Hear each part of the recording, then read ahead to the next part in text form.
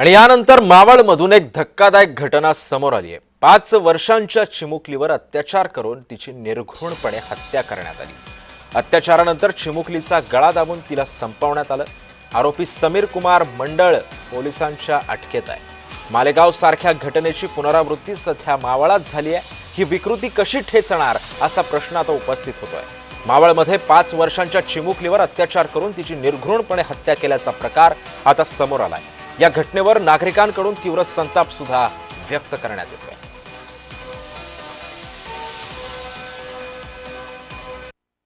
काल रात्री साधारणतः 11:30च्या दरम्यान पोलीस स्टेशनला कॉल पडला की एका मुलीला, लहान मुलीला, 5 वर्षीय मुलीला किडनॅपिंग करण्यात आलेलं आहे।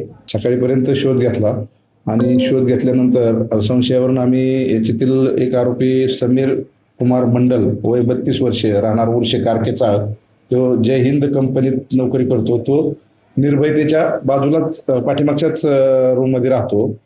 तर त्याच्याकडून त्याला संशयावरून ताब्यात घेऊन अधिक विचारपूस केली, तसेच शोधाशोध घेतली। आमचे आरसीपी पण होती। त्यानुसार शोधाशोध केल्यानंतर आम्हाला त्याला विश्वासात घेतल्याने त्यांनी सांगितलं की मी मुलीला गळा दाबून मारतो, कबुली दिली, मारलेली आहे आणि ती जागा दाखवतो।